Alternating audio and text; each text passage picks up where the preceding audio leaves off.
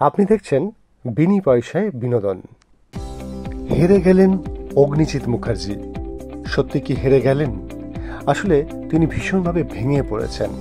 তাই তিনি মেহেককে ফোন করে বলেন, এই সময় আমার পাশে দরকার ছিল গীতা এলএলবিকে, কিন্তু সেটা সম্ভবই নয়।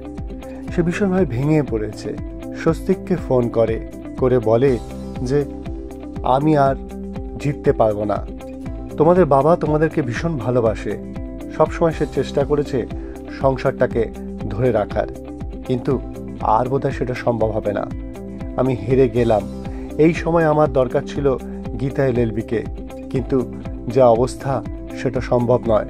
আমাকে যেভাবে বিরোধী পক্ষ একের পর এক প্রশ্নের সম্মুখীন করছে আর যেভাবে আমার উপর মিথ্যে আরোপ করছে, আমি আর জিততে পারবো না, আমি হেরে যাব।